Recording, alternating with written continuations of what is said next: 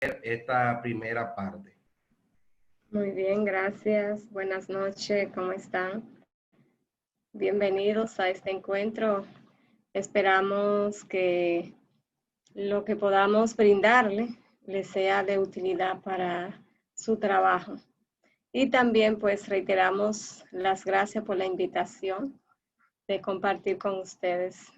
Vamos a ver entonces, vamos a trabajar un poquito una de las líneas de acción de la unidad de orientación en psicología, que tiene que ver con los psicopedagógicos, el acompañamiento psicopedagógico que damos a nuestros estudiantes. El tema asimismo titulado Abordaje psicopedagógico desde la unidad de orientación en psicología. En el día a día, pues nos abrumamos mucho con el trabajo que vamos realizando y no tenemos a veces como el horizonte, el objetivo de por qué estamos haciendo las cosas.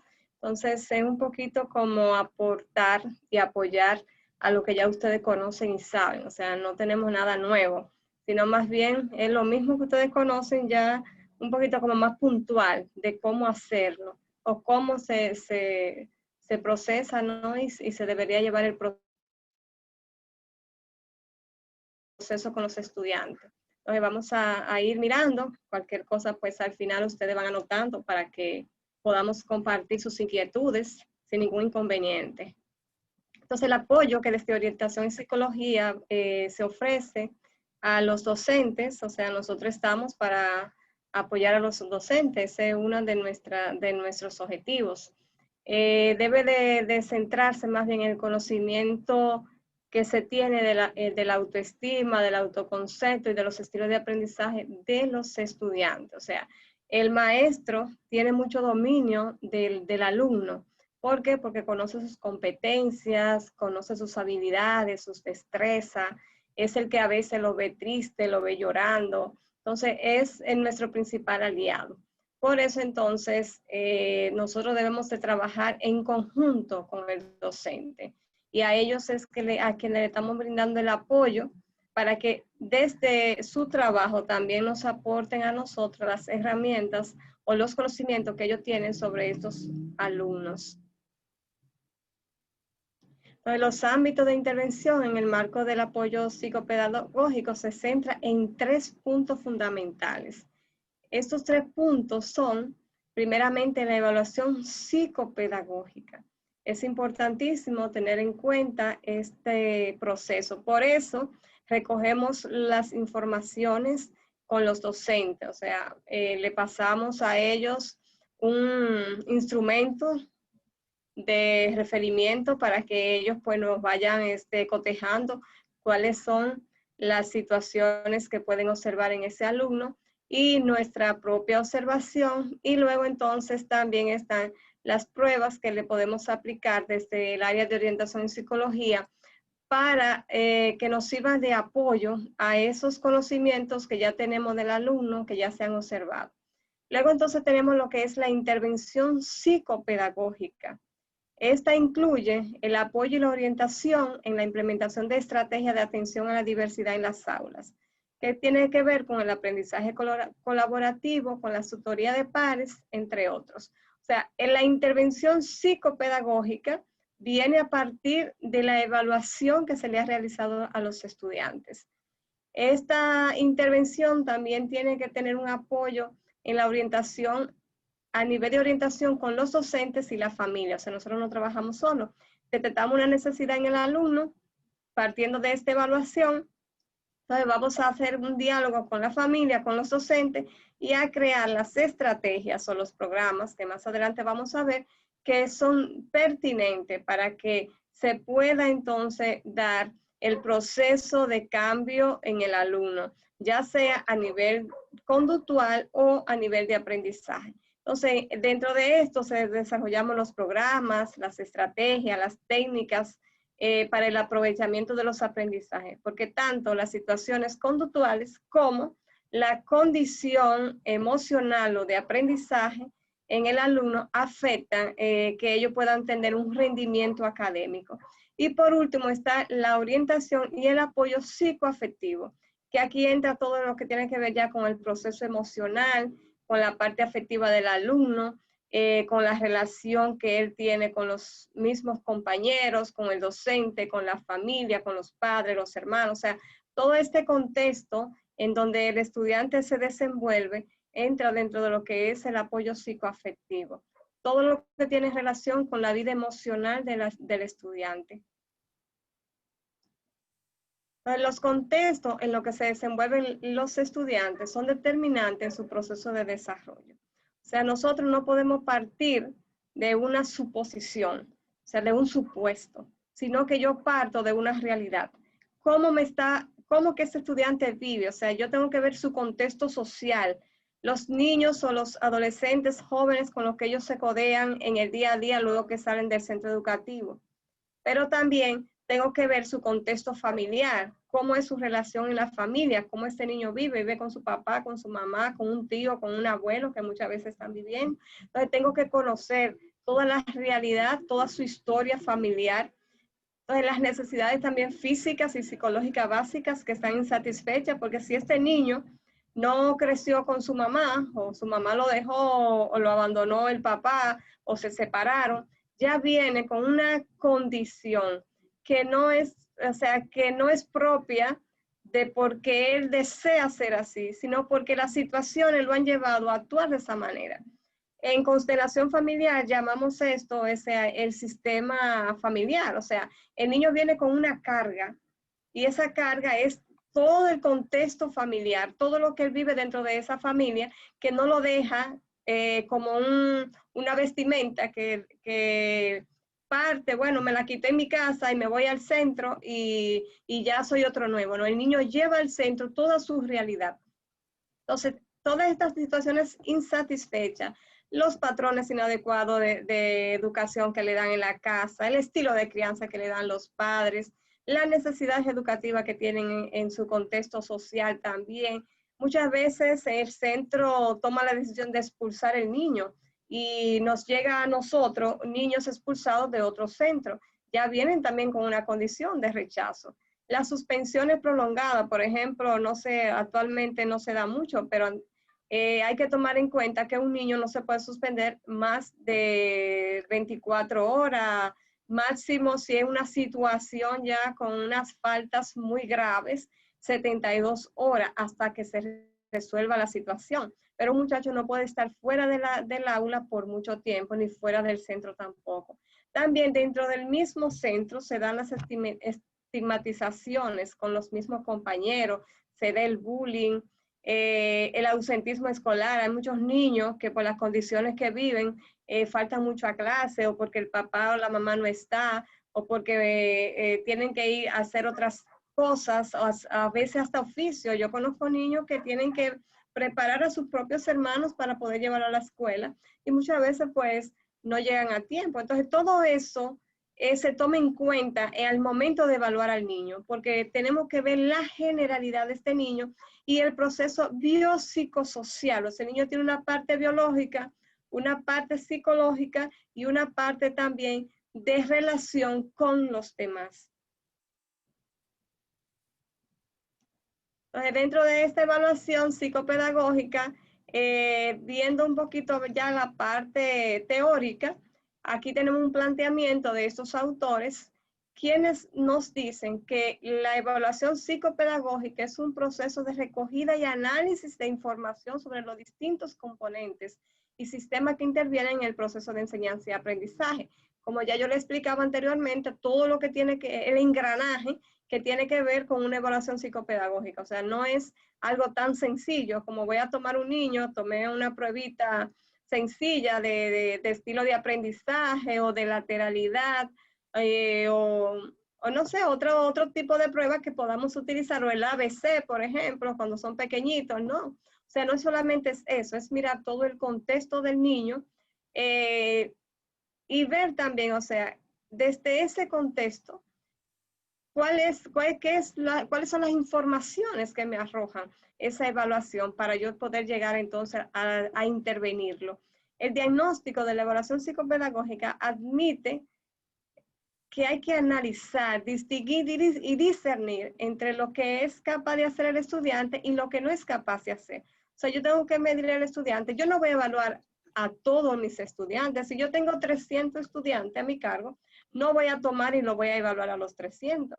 Suponemos que el docente detecta la necesidad y refiere a la unidad de orientación y psicología cuál es la necesidad que se está presentando en el estudiante. Si el niño tiene problemas, por ejemplo, en la lectoescritura, si el niño tiene problemas en la matemática, si el niño tiene problema conductual.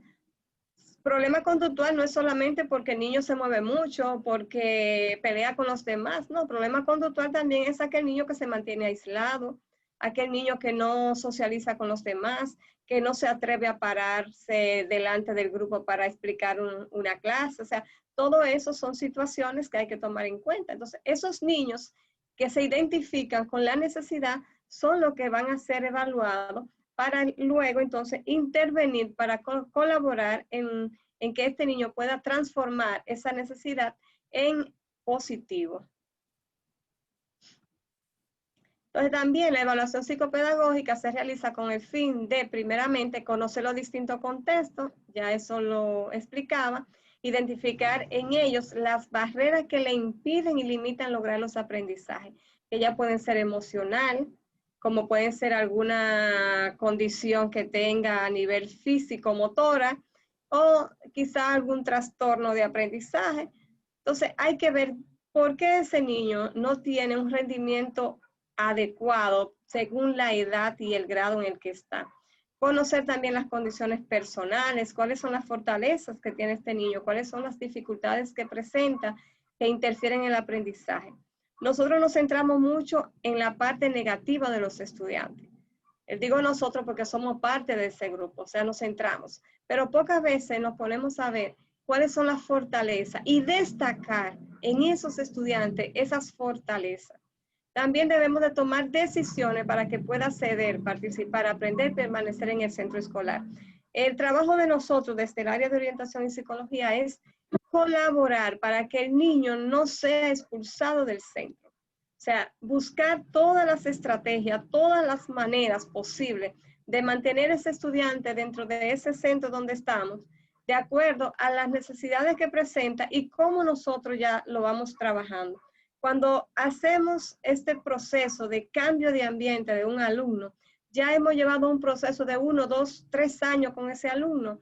Hemos hecho intervenciones, hemos trabajado programas, bueno, todo lo posible que se puede hacer desde la unidad de orientación y psicología y el centro se ha hecho. Y al final vemos que el niño presenta la misma situación, la misma condición.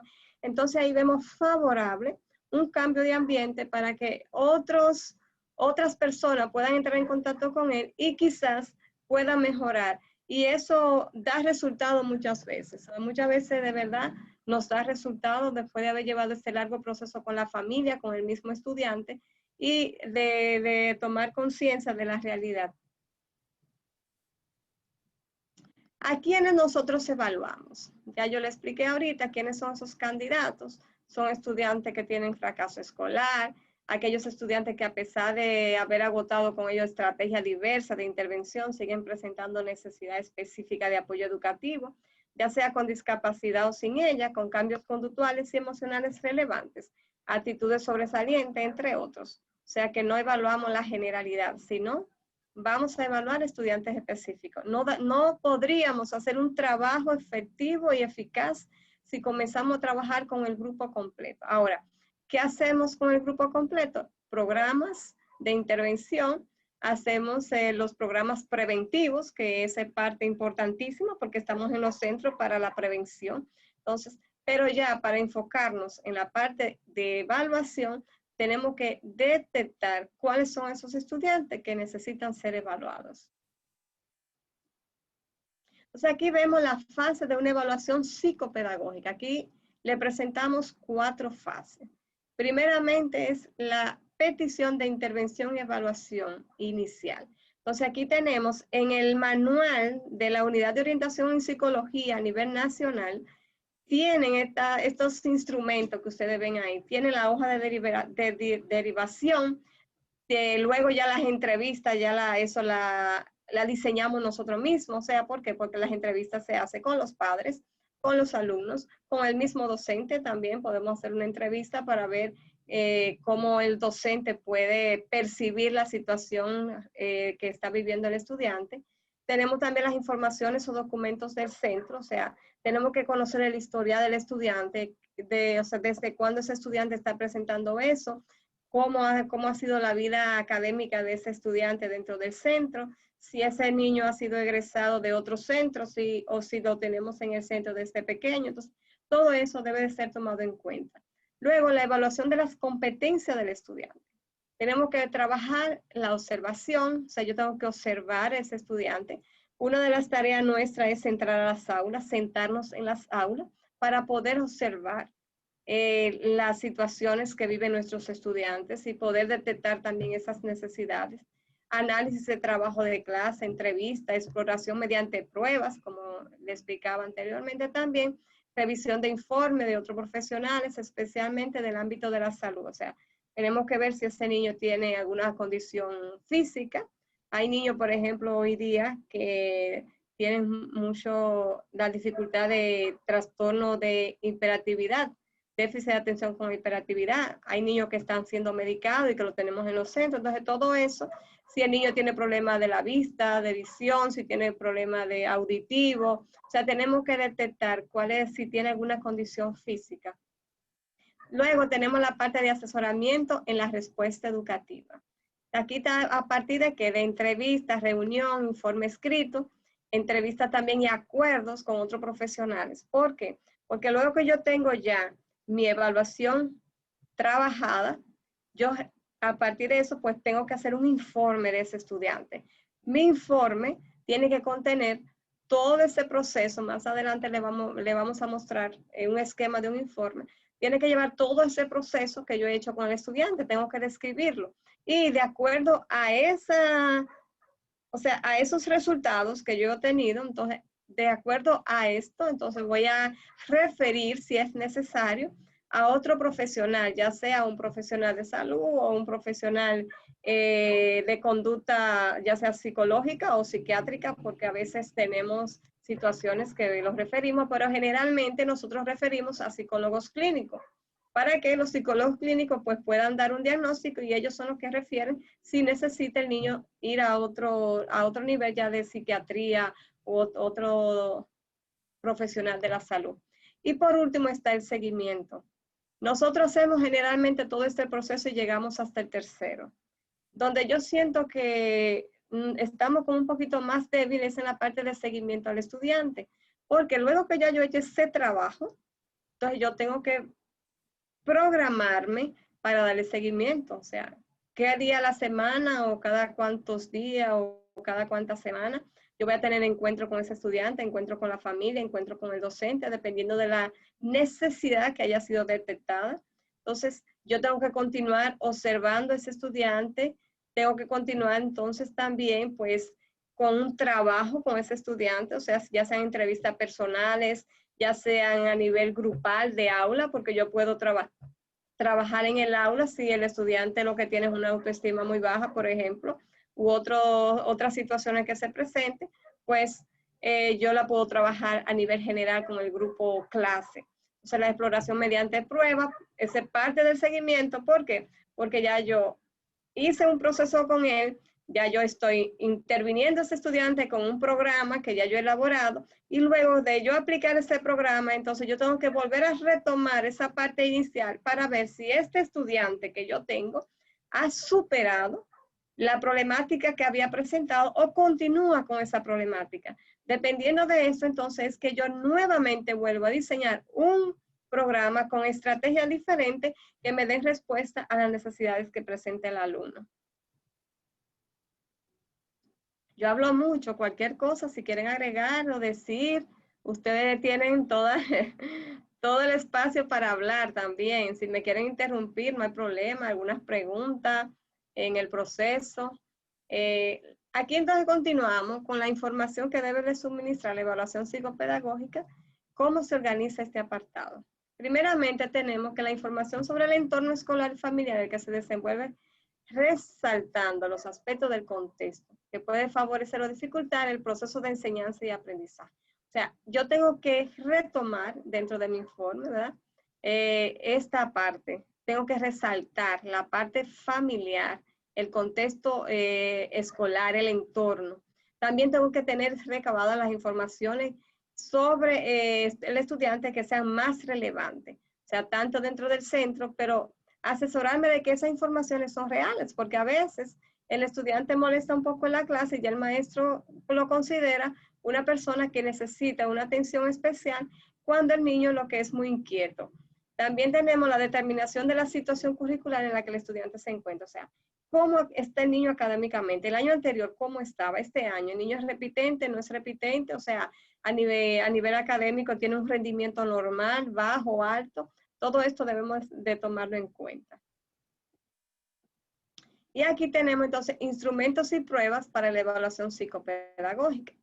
Dentro de esos instrumentos tenemos la ficha de referimiento, la ficha de observación, instrumentos de recogida de información general, las entrevistas con la familia, con los docentes, con el mismo estudiante, y también el análisis de los trabajos en la clase. Todo esto nos ayuda a nosotros para recabar las informaciones para el diagnóstico o el informe, que dentro de la escuela no le llamamos diagnóstico, sino más bien un informe psicopedagógico que hacemos del estudiante. Esos instrumentos que ustedes ven ahí, pues lo podemos encontrar, su mayoría están en el manual, en la parte de anexo. Aquí tenemos entonces algunas pruebas que pueden ser utilizadas desde la unidad de orientación y psicología. Son muchas más, pero dentro de estas tenemos entonces la prueba que elaboran los mismos docentes. Los docentes diseñan pruebas de escritura, de cálculo, de razonamiento, también pruebas de comunicación y de lenguaje, anecdotarios. Los docentes generalmente tienen un anecdotario que van describiendo la conducta del niño, lo que va reflejando dentro de su hora clase. Están también los instrumentos de evaluación psicopedagógica que nos facilita el MINER, que están dentro de la guía de apoyo, que ahí mismo le puse, ¿no? Dentro de esa guía de apoyo ahí hay unos instrumentos. Y para el nivel primario tenemos ahí algunas pruebas. El EFAI, una vez ellos lo explicaron, pero nunca entregaron el set de la prueba, o sea, no nos lo entregaron. Yo recuerdo que participamos de la capacitación, pero no nos entregaron esta prueba muy interesante, parecida un poquito al WIS, pero mucho más fácil y aplicables en las aulas. Tenemos el MT. Este es sobre el método de trabajo del estudiante, el test de la familia, el DFH y el test del árbol. Algunas pruebas de estas son realizadas por los psicólogos, o sea, por eso dice solo en centros específicos. Los psicólogos clínicos sí pueden, por ejemplo, aplicar el DFH, pueden aplicar la familia, aunque en caso de necesidad y usted está entrenado para aplicar este tipo de pruebas, pues yo no creo que sea ningún pecado. ¿Por qué? Porque hay centros donde nosotros trabajamos que los padres no tienen posibilidades ni les interesa tampoco que su hijo pueda ser trabajado, pueda ser evaluado, y creo que aunque los refiramos muchas veces ni siquiera se interesan en llevarlo. Sí, nosotros tenemos que estimular ese proceso, pero hay momentos que tenemos que tomar decisiones por encima a veces de lo que nos dice, porque dice Jesús, Jesús dice que el sábado no está hecho para el hombre, sino, perdón, el hombre no está hecho para el sábado, sino el sábado para el hombre. O sea que nosotros tenemos que salvar ante todo la vida. Y para el nivel secundario está la prueba de adaptación y la vocacional. Ahí está nuevamente el MT, que es una prueba de método de trabajo, nos ayuda mucho a determinar, o sea, de qué manera trabaja ese estudiante, el TRDA, el PIP y CAPA, que son pruebas de orientación vocacional. El informe debe incluir como mínimo los siguientes elementos, o sea, cuando nosotros diseñamos un informe, tenemos todos esos datos. Ahora, ¿cómo lo vamos a aglutinar? Primeramente, tenemos que ver los datos personales de ese niño. O sea, el grado, el nombre, la edad, todo eso, la fecha de nacimiento, todo ese proceso a nivel personal. Luego, datos de la evaluación psicopedagógica con las técnicas empleadas y los resultados obtenidos. O sea, ¿qué yo voy a hacer? Yo voy a tomar todo esto que yo trabajé y lo voy a aglutinar. Entonces, tengo que describir cuáles técnicas yo utilicé para esta evaluación y cuáles fueron esos resultados finales. Las necesidades específicas de apoyo educativo con indicación de las condiciones personales y orientaciones para la propuesta curricular. O sea, si el niño tiene déficit de atención, yo tengo que crear, ¿no?, una propuesta de acuerdo al grado y al currículo. O sea, tengo que tomar en cuenta el currículo, por eso nosotras tenemos que manejar el currículo para poder entonces saber qué es lo que tenemos que hacer con nuestros estudiantes. Y también debe de contener otros datos como historia educativa, nivel de competencia, curricular, estilo de aprendizaje, influencia del medio social familiar, entre otros criterios que nosotros tomamos en cuenta que sean importantes para poder trabajar con el alumno. El referimiento debe incluir como mínimo los siguientes datos. Aquí tenemos el nombre, ya le dije, del alumno, grado, fecha, ahí está bien condensadito, o sea, bien simple. El contexto escolar, familiar, salud física, descripción de los instrumentos y la prueba aplicada, el teléfono, la dirección del centro, la solicitud de informe. O sea, porque nosotros, si yo voy a referir a ese niño, porque después de haberlo evaluado, siento que necesita que otro profesional pueda hacer también, lo pueda ver y lo evalúe, entonces yo tengo que solicitarle a ese profesional que me envíe un informe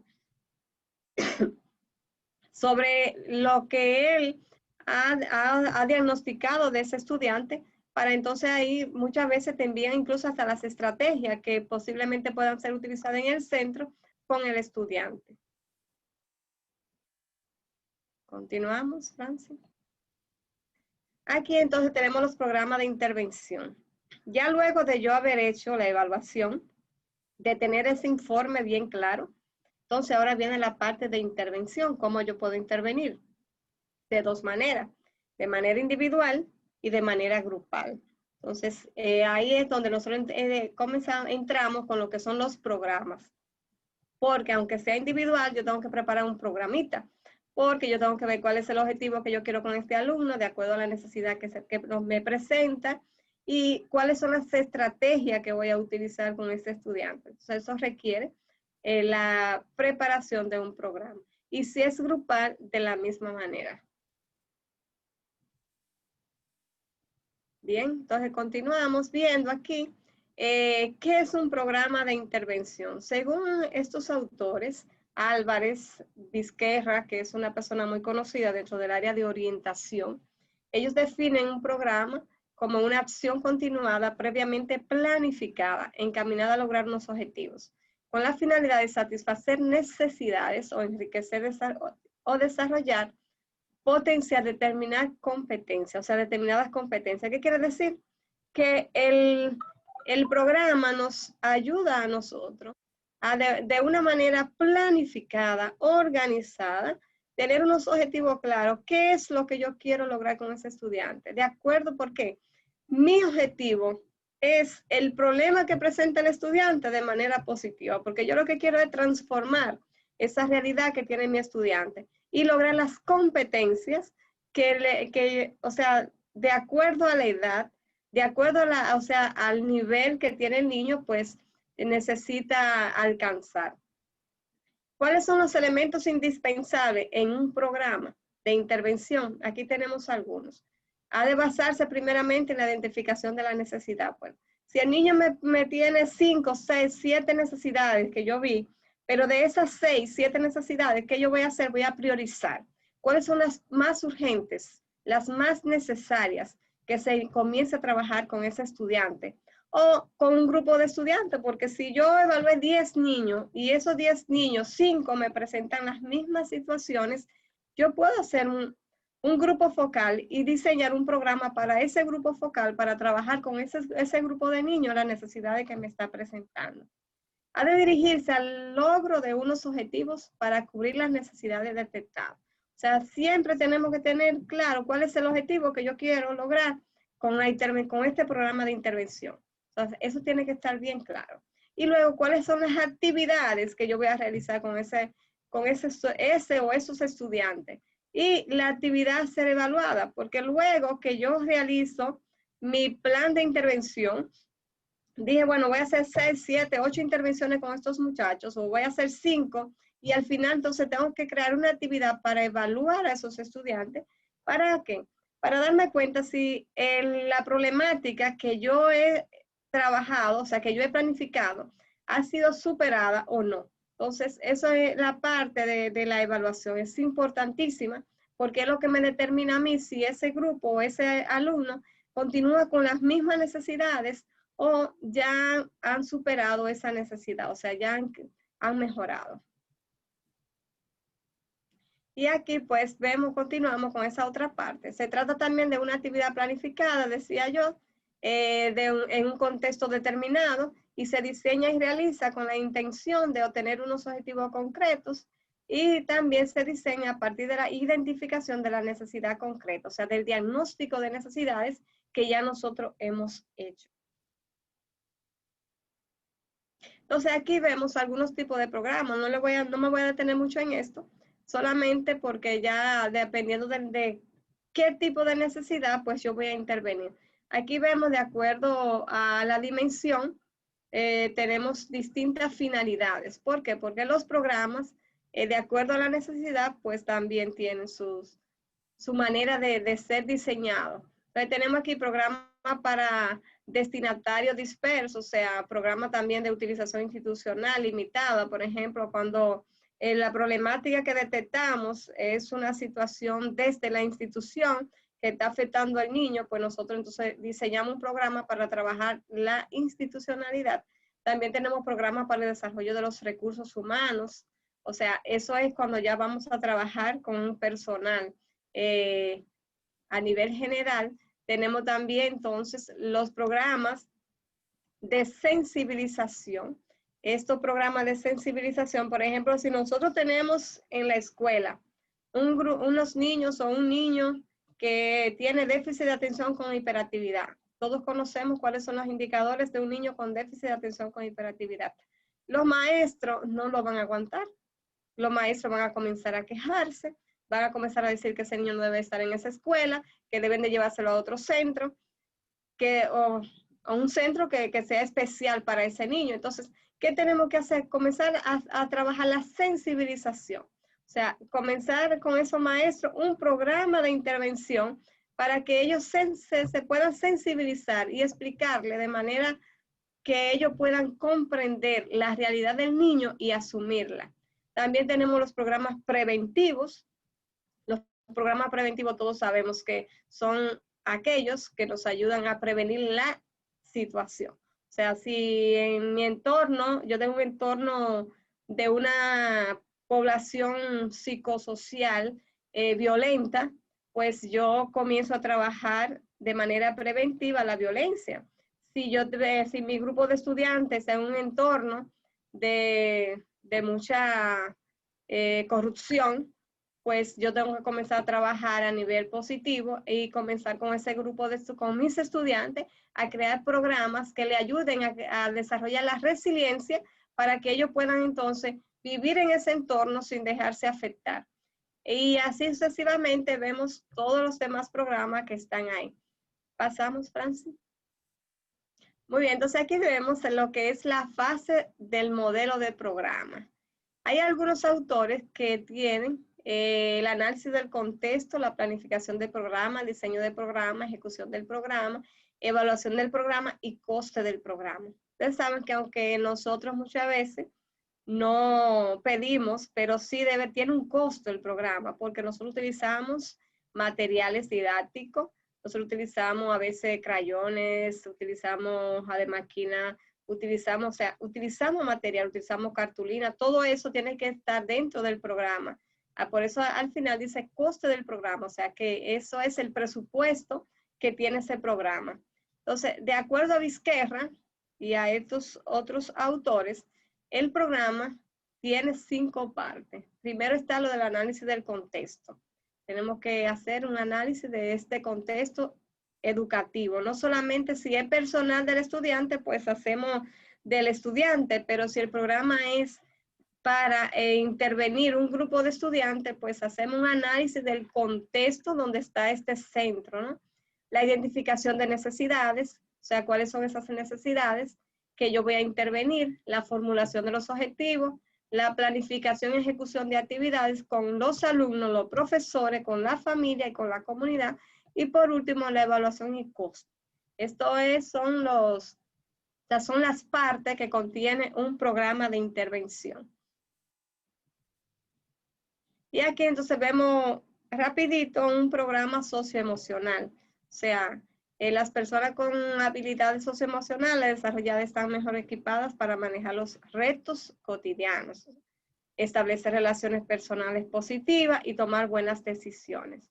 Cuando hay una autorregulación emocional, cuando el muchacho, la persona, el maestro, tiene esa capacidad de no actuar por impulso, sino de un poquito manejar esa parte emocional, pues le ayuda muchísimo para la toma de decisiones, incluso hasta para el desarrollo de las habilidades, ya que las personas no nacen sabiendo, nosotros no nacemos sabiendo, vamos aprendiendo en el camino. Entonces, los problemas se resuelven de una manera más fácil y la relación con los demás también pues es mucho más positiva cuando somos capaces de manejar nuestras propias emociones. Aquí vemos 5 áreas o competencias centrales dentro de lo que es un programa de socioemocional. Tenemos la autoconciencia, que incluye identificar las emociones, reconocer las fortalezas y las debilidades y desarrollar una mentalidad de crecimiento. O sea, a veces nos cuesta mucho reconocer lo que somos. Es más, a veces hasta nos cuesta definir quién soy. Yo a veces, si te preguntan quién eres, comienza a divagar y a decir cosas que realmente tú no eres. Entonces, cuando nos referimos a la persona, al ser, es un poquito difícil. ¿Por qué? Porque el trabajo personal cuesta. Y la persona cuando es capaz de reconocer lo que es, las fortalezas y las debilidades, pues ya es una persona que está en un proceso de crecimiento. Está la parte del autocontrol, que es ahí cómo yo aprendo a manejar mis emociones. La emoción, pues, yo no la puedo reprimir, sino cómo yo puedo, esa emoción de, me salió ahora mismo por la ira, o sea, cómo yo puedo un poquito como manejarme la ira. Porque si fuera controlable, pues utilizamos un control remoto y comenzamos a decir, bueno, ahora me sale la alegría, ahorita la tristeza, no. Las emociones no las controlamos, pero sí podemos autorregularla y establecernos metas para poder llegar a esa autorregulación emocional. Ahí tenemos entonces también lo que es la conciencia social, que incluye ver las cosas desde la perspectiva de las otras personas. O sea, es como la compasión, ¿no? Es ponerme en el lugar del otro, aprender a ponerme en el lugar del otro, mostrando empatía y aprecio por la diversidad, por los demás. Están las habilidades para relacionarse y la toma de decisiones responsables. Estos son los elementos que incluyen un programa de orientación para la intervención en el apoyo psicoafectivo, que es la parte socioemocional. Y ahí tenemos entonces un programa de educación afectivo-sexual. El MINER nos presenta este programa, se lo puse ahí, está con UNICEF y el MINER. Tienen como objetivo promover el desarrollo integral de la sexualidad de los niños, niñas y adolescentes. Si, por ejemplo, en el centro, cuando tú hiciste la evaluación diagnóstica, que ahora tenemos que ver de manera virtual cómo vamos a diseñar nuestra evaluación diagnóstica para conocer un poco la necesidad de la generalidad de los estudiantes. Y de acuerdo a esa generalidad, pues vienen los programas de intervención, tantos preventivos como para aquellas necesidades puntuales que se han detectado. Y aquí tenemos entonces el plan de intervención individual Primeramente ya tenemos el objetivo, luego las actividades, y existe una correlación entre los objetivos y las actividades que se desarrollan en el centro. O sea, cuando yo voy a hacer una intervención individual, no solamente toma en cuenta el contexto del alumno, sino también el contexto del centro. ¿Por qué? Porque tengo que dar en esa intervención individual, necesito saber si hay algún elemento del centro que me está afectando la condición del niño. Y aún así, todo el centro, incluyendo específicamente el maestro y el grupo de alumnos, de compañeros, necesita, o sea, ser trabajado para que se pueda también entonces trabajar este niño de manera particular. Y está la elaboración del plan de intervención del estudiante, su familia, o sea, interviene la familia en ese plan de intervención. Yo no puedo trabajar solo con el alumno, sino que tengo que trabajar con la familia, con el docente, con el grupo de compañeros y con el estudiante de manera particular.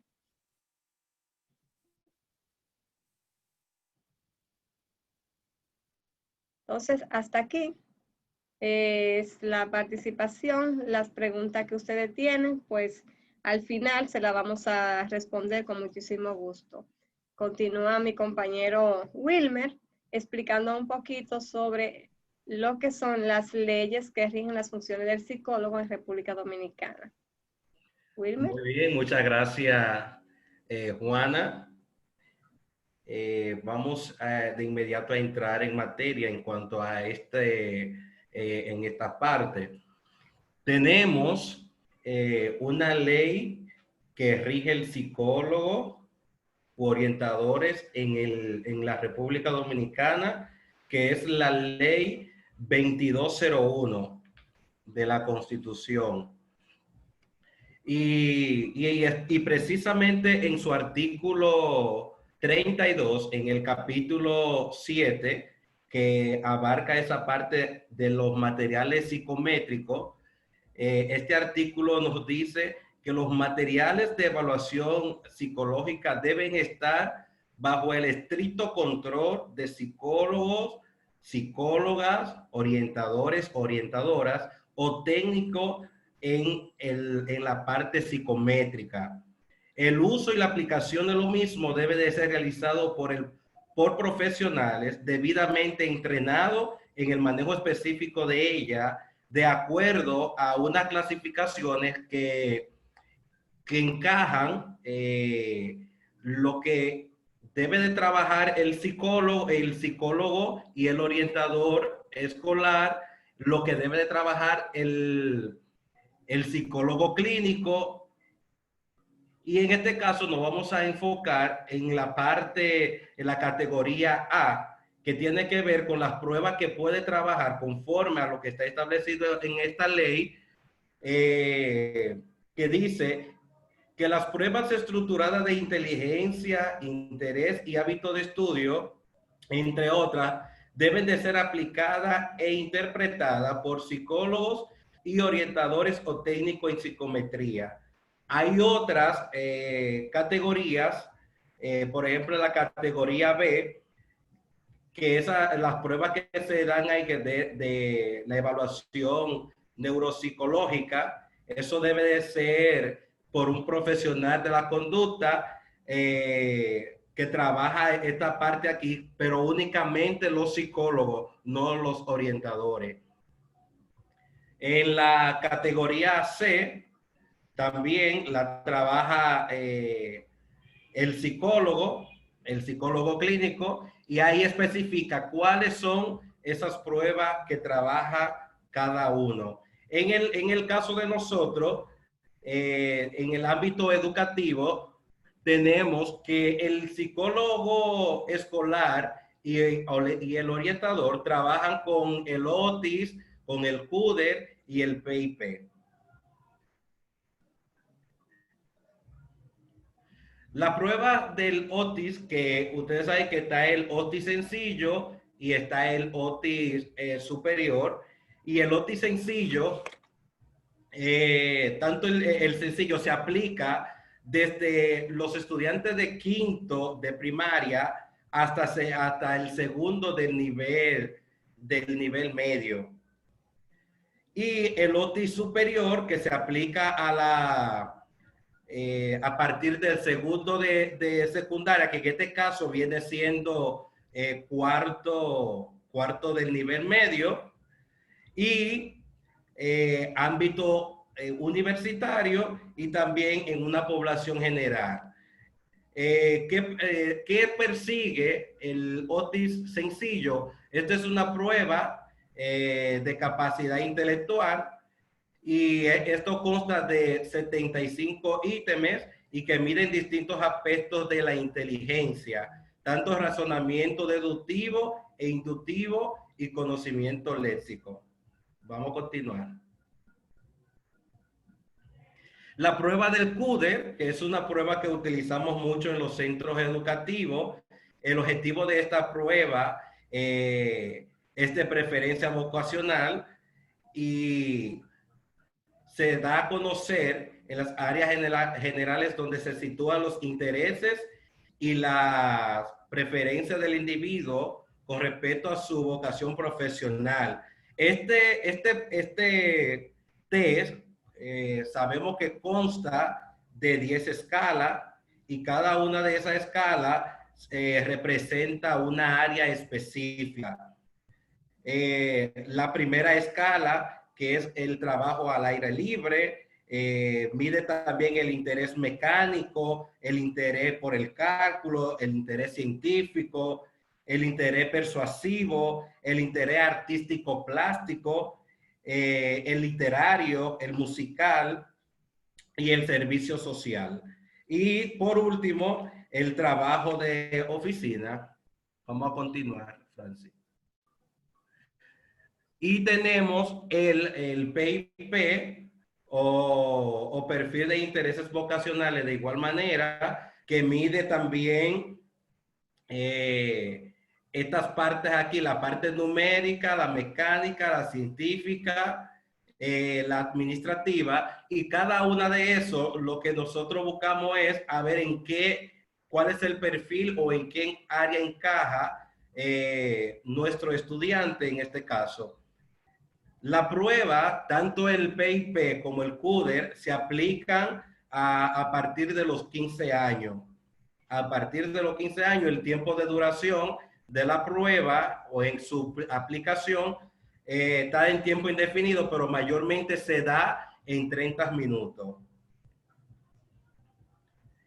Esta parte es bueno nosotros conocerla, tanto en la parte legal como la parte de las estructuras, por ejemplo, de las pruebas, que más adelante yo les invito a que puedan, si no la tienen, la prueba la pueden conseguir, y si la tienen, seguirla estudiando y analizándola, porque esto va a ayudarnos a nosotros también a darle una luz a nuestros estudiantes en el ámbito vocacional. Esto es en cuanto a la parte que yo tenía que presentar. Si tienen algunas preguntas, tanto para mi compañero o para mí, estamos abiertos para responderla. Así es, las preguntas que tengan la pueden levantar la mano o escribirla por el chat. Aquí alguien puso algo, dice si pueden sugerir algunas pruebas para detectar la dislexia o también pruebas para trastornos de aprendizaje, si conocen alguna que le puedan sugerir.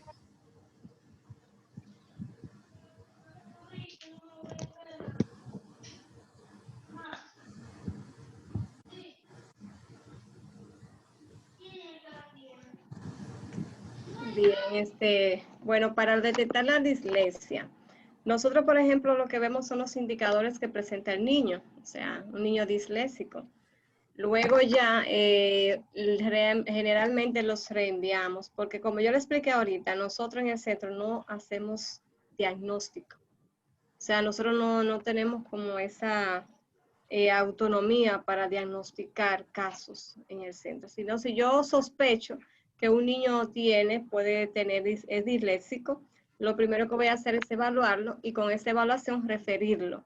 ¿A dónde? A un psicólogo clínico para que pueda hacerme una evaluación más profunda y él pueda entonces decirme si realmente el niño tiene esa condición para trabajarlo en el centro educativo. O sea, esa es como la parte de los trastornos. Nosotros en el centro no determinamos, o sea, no evaluamos, ¿verdad? Una evaluación psicopedagógica, evaluamos, pero no determinamos. No decimos ese niño tiene trastorno de aprendizaje o de cálculo, o sea, vemos la situación, pero generalmente lo más recomendable es enviar al niño a una evaluación externa que nos puedan referir. Ahora, si esos niños no tienen quien vele por ellos, muchas veces que tenemos padres que por su gran ocupaciones no tienen tiempo, uno va pues trabajándolo desde el centro con estrategias para las condiciones, pero lo primero sería eso, o sea, en primer momento hice la evaluación psicopedagógica, por eso nosotros realizamos la evaluación psicopedagógica, en donde el maestro realiza una evaluación de aprendizaje de la lectura, de la escritura, de la matemática, de cálculos, entonces ahí nosotros vemos si el niño tiene alguna dificultad. Eso en cuanto a la parte de la dislexia. Ya luego el programa de intervención sí se hace en el centro y se trabaja desde el centro. Y pruebas para detectar problemas de aprendizaje en los niños.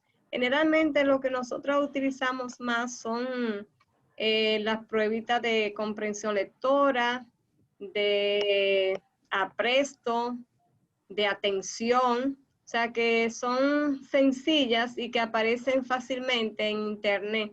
Hay una página que se llama Orientación Andújar.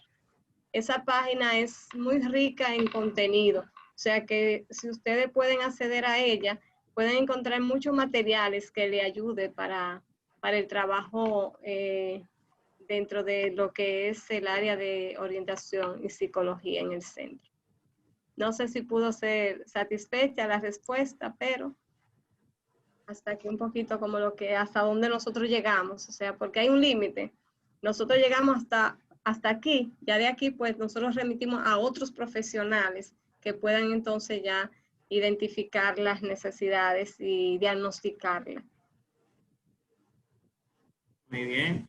Si hay otra pregunta, pues la pueden escribir por el chat o levantar la mano y tomar la palabra.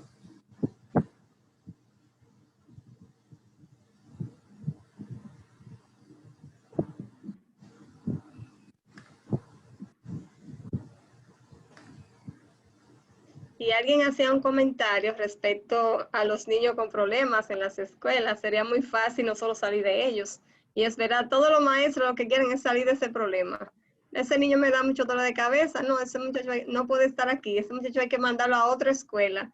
Y claro, nos echan toda la culpa a nosotros, que nosotros somos los responsables porque esos niños están ahí. Y se creen que también hacemos magia. O sea, los maestros se creen que nosotros tenemos una varita mágica como la hada madrina, que tocamos al niño y ya el niño sale transformado. Pero es un proceso. El maestro hay que enseñarle que es un proceso, él mismo vive un proceso. O sea, sus mismas condiciones que vive el maestro, sus limitaciones, o sea, él no la puede cambiar de la noche a la mañana. A veces nos pasamos la vida entera cambiando una situación, una limitación que sabemos que la tenemos y que nos hace daño y le hace daño a los demás y no podemos. Entonces, si eso somos nosotros, que somos adultos, pues más un niño que está en ese proceso de reconocimiento, en ese proceso como abierto, no es como una flor abierta que necesita ser cuidada, que fácilmente se le puede caer un pétalo y se puede marchitar. Entonces, es concientizar al docente, y sé que no es fácil, porque nosotros también trabajamos en aula y no es fácil, porque lo primero que hace el maestro es que te lo manda y te dice, mira a ver qué tú vas a hacer con ese muchacho, porque ya yo no puedo más. Es trabajar con el alumno, llevar el proceso con el alumno y también como llevar informado al maestro de qué está pasando sin decirle totalmente lo que es, porque nosotros tenemos que guardar la parte de la discreción dentro de nuestro ámbito profesional y no podemos divulgar todas las situaciones del estudiante, pero sí hay realidades que el maestro tiene que conocer para poder trabajarlo dentro del aula. O sea, es como mantenernos en ese diálogo constante con el docente para que él comprenda por qué ese niño todavía no ha cambiado, porque no lo podemos cambiar de la noche a la mañana. A veces tú te pasas años trabajando con un estudiante y al final es que tú vienes a ver los resultados, si es que lo viene a ver, que muchas veces tampoco. Una cosa es el contexto que yo tengo aquí en la escuela y otra cosa es cuando ese niño me llega a la casa. O sea, que lo que yo hago aquí en la escuela, pues en la casa lamentablemente no tiene como ese apoyo para que se le dé la continuidad al trabajo. Muy bien, aquí Yesenia nos hace una pregunta. Dice, si soy psicóloga clínica, ¿estoy obligada a hacer un diagnóstico o igual debo referir? En el manual de funciones del Ministerio de Educación, yo me voy ahí porque eso es lo que, más o menos lo que nos rige a nosotros. Ahí, por ejemplo, prácticamente las funciones del psicólogo clínico es de llevar los procesos en el centro. El psicólogo clínico sí puede llevar procesos en el centro. O sea, sí tiene, o sea, como esa autonomía de poder siquiera hacer su diagnóstico, porque él sí trabajó, o sea, fue a la universidad y sí se capacitó para eso. Es diferente, por ejemplo, a nosotros los orientadores. Yo soy orientadora, aunque tengo muchísimo curso hecho y conozco muchísimas cosas y podría hacer de todo, bueno, pero en el ámbito del orientador, nosotros no nos capacitan para diagnosticar. O sea, todos lo sabemos. Nosotros podemos aplicar pruebas, trabajamos un informe, hacemos estudio de caso, pero al final el diagnóstico no podemos decir, bueno, el niño tiene tal trastorno. El psicólogo clínico, ¿por qué lo puede hacer? Porque él estudió todos los trastornos. O sea, a él le dieron todos esos trastornos y a él le dieron un título que decía que sí puede hacerlo, ¿verdad? Entonces, esa es la diferencia. O sea, nosotras, aunque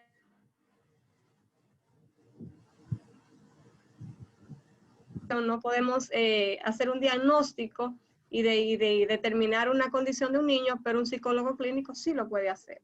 Y si quiere lo puede hacer. O sea, a veces uno no lo hace porque no tiene tiempo, pero todo aquello que tengan tiempo de llevar su proceso desde el centro y tienen la dicha de tener psicólogo clínico ahí, pues pueden llevar todos los procesos desde el centro. Y que ese psicólogo clínico se encargue también de la atención individual de los estudiantes.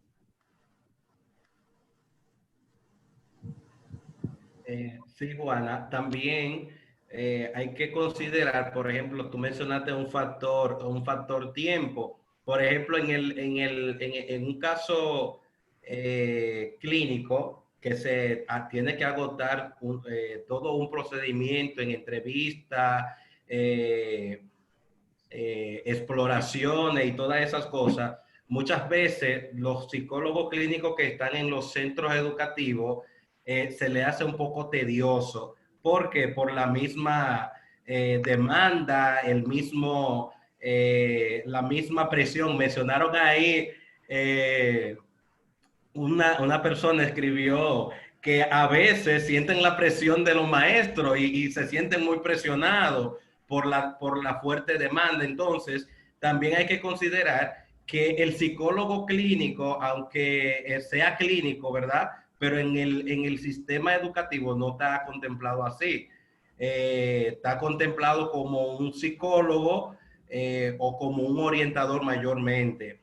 Entonces, tú sabes que ahora hay que seguir un patrón psicopedagógico en el cual se debe de abordar los casos meramente educativos. Ahora bien, como Juana dijo, si usted tiene la oportunidad y el tiempo de usted elaborar un proceso clínico, meramente clínico, usted lo puede hacer tomando en cuenta que cualquier tipo de evaluación, cualquiera que sea, ya sea vocacional, ya sea de inteligencia, ya sea conductual, lo que sea, siempre tiene que hacerlo con un consentimiento firmado por los padres. Y esto va a ayudar a que el proceso se haga de manera adecuada donde su trabajo no está en peligro, ni en demanda, ni demás, por un procedimiento que no se llevó a cabo de forma correcta.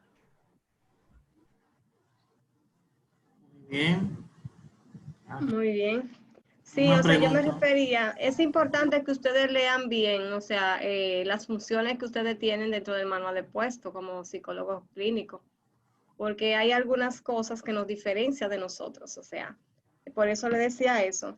No es lo mismo, no es lo mismo la función de un orientador que la función del psicólogo clínico. Entonces, ¿qué es lo que pasa con nosotros en los centros? Que cada quien tiene que aprender a ejercer la función que le toca y a defender ese espacio que le corresponde. Entonces, no le estoy diciendo que, que se vayan ahora a pelear con los directores y con el equipo, no, sino que hay que conocer, o sea, yo trabajé en un centro una vez que nos querían poner a hacer de todo. Espérate, nosotros no vinimos aquí para hacer de todo. Lo primero que hicimos fue trabajar con los dos maestros, cuáles eran las funciones del orientador y el psicólogo y cuáles eran sus funciones y todas las funciones, para que todo el mundo esté claro de qué es lo que le toca. Porque a veces nosotros no estamos en un centro para taparle falta a nadie. Nosotros estamos en un centro porque tenemos una función que ejercer. Y esa función yo la hago desde mi rol. O sea, yo puedo colaborar en cualquier otra cosa si es necesario, pero no salgo de lo que me corresponde. O sea, uno tiene que defender esa parte porque muchas veces uno va al centro y como no tenemos en muchas ocasiones como todo un plan de trabajo, se cree el director que nosotros estamos ahí para colaborar con él en otras acciones. Entonces, lo primero es tener claro nosotros qué es lo que nos corresponde en el centro, como a mí como orientador, como psicólogo, cuál es mi función, para qué a mí me pagan ahí, por qué a mí me contrataron para estar en ese lugar. Entonces, si yo estoy clara con eso, si yo realizo mi labor, o sea, desde lo que me corresponde, yo creo que a cada quien le dan su lugar. Eso es importante. Muy bien. Si hay otra pregunta.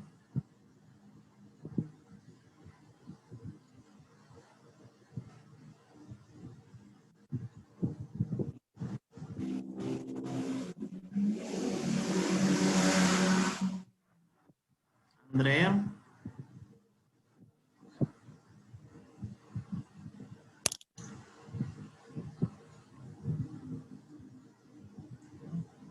¿Me escuchan ahí? Sí, ahora sí te escuchamos. No, y también hay que aclarar una parte donde dice que es solamente el psicólogo clínico. El psicólogo general, por ende, debe tener una especialidad para trabajar en el centro educativo, o sea, una especialidad en educación. Pero siempre cuando los padres, uno tiene alguna inquietud, que uno llama a los padres y le explica, y ya por varias entrevistas que uno ha hecho con el niño, ya uno ha evaluado el entorno, ya uno ha hecho de todos los pasos del lugar como orientador prácticamente.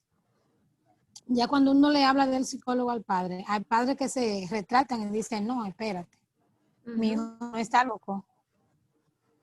Entonces hay que trabajar al padre y cuando ya uno convence al padre, es que ya uno puede dar paso para continuar con eso, pero siempre se ha dado, por lo menos en mi centro se ha dado eso, de que a los padres no les gusta que le hablen de otro psicólogo que no sea el que está en el centro. Entonces, eso es algo que llevamos los orientadores como algo que hay que sopesar y mantener. Yo siempre iba hablando con mi compañera, que eso es algo que hay que, como luchar contra la corriente. Pero para uno ver resultados, uno tiene que hablar y tratar, visitar, y aunque te cierren la puerta, visitar y estar ahí. Así Porque es. de lo contrario, los padres no quieren nada.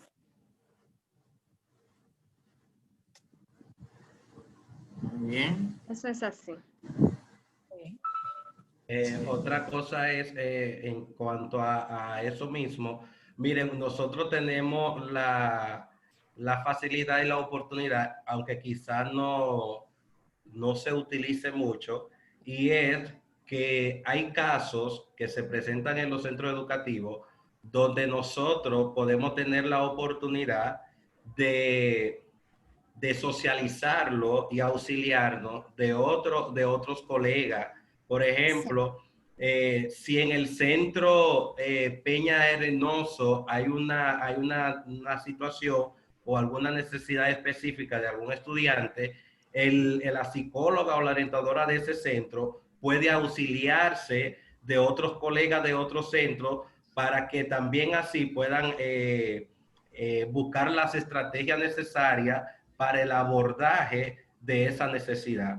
O sea, tenemos la oportunidad de poder tener esa socialización con otros colegas en base a una necesidad específica que tenga un estudiante.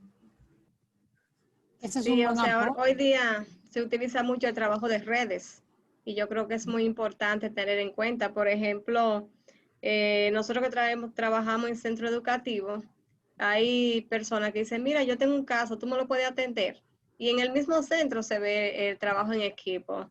Cuando una no puede atender un caso porque siente que necesita otro tipo de competencia, luego uno le dice, mira, compañera, tú puedes atenderme tal caso. O sea, como trabajar en redes y en redes con otros centros también. O sea, como que podamos unificar los criterios, las evaluaciones, sobre todo que hacemos al inicio de año escolar, porque ahí se detectan muchas necesidades en esas evaluaciones iniciales. Ahí ya como que nos da un norte hacia dónde tenemos que ir, qué es lo que está pasando con nuestros estudiantes, cuáles son las necesidades que ellos expresan. Entonces, esas evaluaciones son, de verdad, arrojan muchas informaciones que nos pueden beneficiar para las intervenciones y sobre todo para el trabajo preventivo que hacemos en el centro. Porque recuerdo que uno de las funciones nuestras o la principal función nuestra en un centro educativo es la prevención. Sí.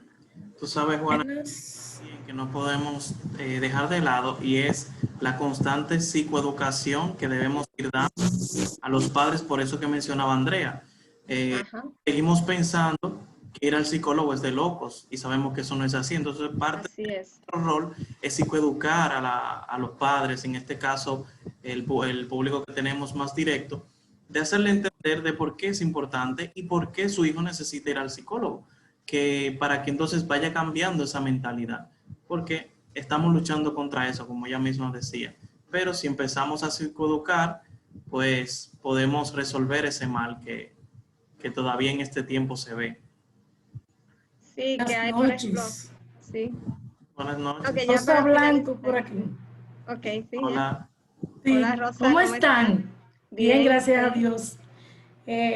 Una experiencia que hace ya 5 años que tiene Lufe trabajando con la Venezuela, porque los jóvenes, los niños llegan a Lufe para primero, salen de allá, nosotros lo que hacemos una coordinación antes, vamos 3 meses antes a trabajar con los sextos en la Venezuela, un día a la semana, a trabajar con la psicóloga de allá y hacemos un trabajo de prevención.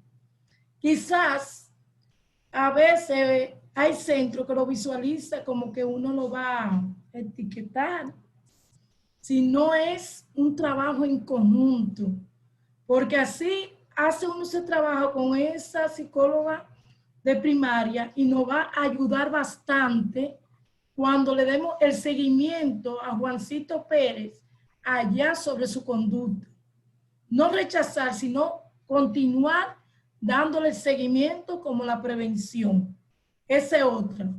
Nosotros como escuela de padres, principalmente, esos padres que se niegan para aceptar que su hijo está pasando por una situación de conducta, se le invita a la escuela de padres durante el tiempo del año escolar para que visualice otro padre que tiene su hijo también parecido a la conducta y se dan cuenta y dicen, pero a mí no me está invitando porque mi hijo es loco, sino es por lo conductual, que tiene la oportunidad de mejorar, ya sea a nivel del núcleo de familia, en conjunto con lo que es el docente. Porque si no hacemos un trabajo como equipo, lamentablemente no se va a ver los resultados. La otra, lamentablemente, uno tiene que apoyarse en la ley 136-03, sobre derechos de los estudiantes, que solamente cuando tú estabas explicando ahorita, Juana, no puede estar fuera del centro más de 72 horas, lo establece la ley. A veces nuestro compañero cree que eso no es cierto, pero nosotros trabajamos la unidad con nuestro librito ahí para hacerle entender, concientizarlo, que no estamos inventando, sino que hay que cumplirlo. Muchas gracias. Gracias a usted, muy interesante. Gracias, Rosa, por su Gracias. participación. Sí, no, nosotros trabajamos con dos cosas, que es con la norma de convivencia del Ministerio de Educación, que no puede estar por debajo de las normas del centro, o sea, está por encima de todas normas, las normas de convivencia y la ley. Y con la ley, generalmente uno trata como de asustar un chingo a los padres. Por lo menos no sé ustedes, pero yo la he utilizado como amenaza cuando ya tuve una situación con unos padres que realmente no se puede resolver de otra manera. Entonces, bueno, no, si lo último es, pues vamos entonces a lo final. Y de verdad, si hay que llegar hasta ahí, se llega, porque la vida del niño, la de su bienestar está primero que todo. Y si hay que llevarlo a la fiscalía por cualquier condición, pues se lleva, porque no lo van a meter preso. Solamente le van a meter presión para que haga lo que tenga que hacer como padre y pueda desempeñar su rol. Entonces, son muchas cosas, pero todo esto sale de lo que hemos hablado hoy, de la evaluación. En la evaluación en que usted detecta la realidad de ese niño o esa niña, tanto a nivel académico como a nivel conductual y las necesidades insatisfechas que tiene. Entonces, por eso es tan fundamental la evaluación, porque nosotros no podemos diagnosticar al ojo. Nosotros no somos expertos mirando y diciendo, no. Tenemos que tener cosas concretas y escritas que nos digan a nosotros realmente cuál es la condición y la situación con la que está viviendo ese estudiante. Muy bien. Hasta aquí nuestra intervención, nuestra participación. Sin más, le paso a nuestra queridísima Virtudes para que ella sí pueda tener la parte del cierre y la despedida de este encuentro. Virtudes, te paso. Pues para mí me resta decirle que muchísimas gracias por haber compartido ustedes este espacio y por los colegas, pues realmente que, como les decía al principio, que sacaron un espacio fuera de tiempo, lo que tiene que ver con la labor, para también estar aquí en sintonía con ustedes y con nosotros, vamos a llamar. Aunque la negra no está presente en estos momentos por situación de salud, le estoy apoyando en el proceso. Muchísimas gracias. Cualquier otra inquietud que ellos tengan, pues que nos las hagan llegar. Y así nosotros podemos apoyarlo en este caminar que no termina hoy, sino que es para el resto de toda la vida. Muchísimas gracias de mi parte y que tengan buenas noches.